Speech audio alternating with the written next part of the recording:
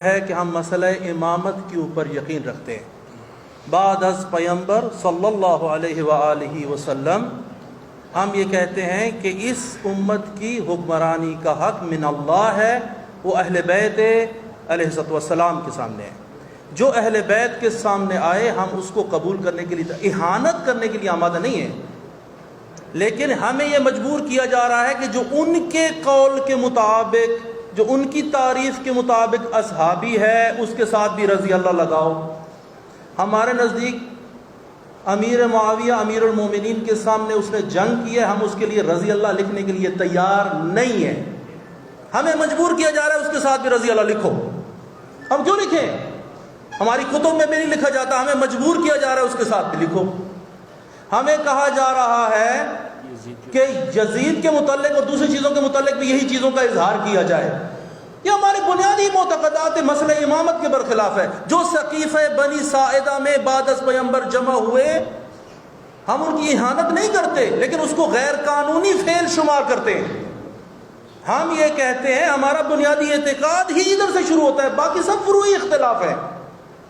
ہم یہ کہتے، اور پھر علیہ السلام والی جو بات آغاز سید لے کر آئے ہیں، یہ بڑی حساس بحث ہے. سمجھنے کی کوشش کریں آپ لوگ.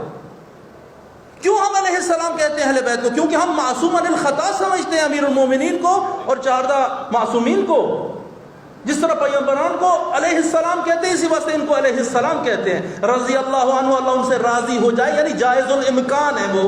ہم تو ان کو یعنی جائز الخطا سمجھتے ہیں، ہم بالکل جائز الخطا نہیں سمجھتے ان کو. ہم یہ کہتے ہیں یہ خطا انجام نہیں دیتے. تو جس طریقے سے حضرت یوسف، حضرت ابراہیم اور حضرت عیسیٰ کو علیہ السلام کہتے ہیں، اسی اعتقاد کی بنیاد پر ہم حضرت امیر المومنین علی ابن ابی طالب علیہ السلام کو علیہ السلام کہتے ہیں.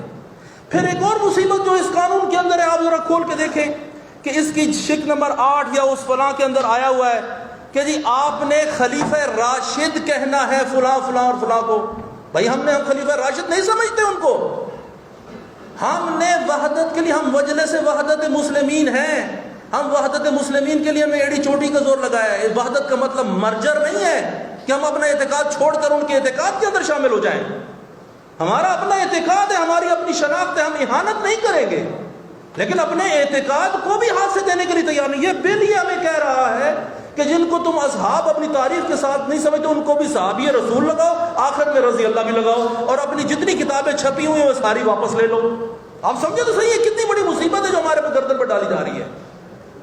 اور ان کو جن کو ہم رضی اللہ نہیں سمجھتے ان کو بھی رضی اللہ لکھ دو، اور جن کو ہم علیہ السلام کہتے ہیں، کیوں کہتے ہیں؟ یہ بنیادی اعتقاد میں نے آپ کو بتایا، اس بنیاد پر ان کے ساتھ بھی رضی اللہ لگاؤ. کیوں؟ ہم پاکستانی نہیں ہیں، ہم اپنے اعتقادات کی حفاظت بھی نہیں کر سکتے. یہ کسی سے پوچھے بغیر گفتگو، کسی عالم دین سے گفتگو کیے بغیر. دیکھیں آپ اس میں ایک اور مصیبت دیکھیں کہ اس میں اندر لکھا ہے نبی کی 4 ڈاٹرز آف پروفٹ محمد صلی اللہ علیہ وآلہ وسلم. یعنی انڈائریکٹلی ہم سے منوایا جا رہا ہے کہ نبی کی 4 بیٹیاں تھیں، ہم نبی کی 1 بیٹی مانتے ہیں، باقی ربائب ہیں. یہ ہم سے یعنی جسے کہتے ہیں یعنی زورے سے منوایا جا رہا ہے ہم سے. یہ کیا گفتگو ہے جو یہ کر رہے ہیں؟ یہ مسئلہ انتہائی حساس ہے، یہ گفتگو انتہائی حساس ہے. یہ لگتا ہے کہ کسی تکفیری شخص نے یہ ڈرافٹ کر کے ان کے حوالے کیا ہے، اور یہ جو بے وقوف حضرات جہاں سے بیٹھے ہوئے اسمبلی میں انہوں نے یس کر کے اس کو منظور بھی کر لیا ہے. کسی عالم دین سے کنسلٹ تک نہیں کیا ہے انہوں نے. اور ایک اور چیز آپ دیکھیں، ہم جتنی بھی مجالس ہیں اس کے اندر ہم انتقاد کرتے ہیں، بحث امامت کے اوپر ہم انتقاد کرتے ہیں.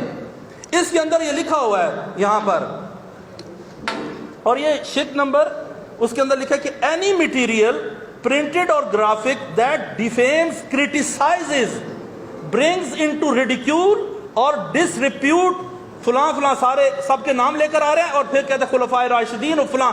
اور بھائی ہم گفتگو کرتے ہیں جنگ جمل کے اوپر، ہم امیر المومنین کو حق پہ سمجھتے ہیں، جنگ صفین میں بھی اور جنگ جمل میں بھی. یہ ہمارے بنیادی عقائد ہے. اگر ایک بندہ اٹھ کے کہتا ہے جنگ جمل میں آپ نے جنگ جمل بیان کی ہے، تو آپ نے ام المومنین حضرت عائشہ کے متعلق جو ہے آپ نے تو کرٹیسائز کر دیا ہے. آپ 5 سال کے لیے جیل میں، آپ نے کوئی پیرامیٹرز ہی نہیں ہے.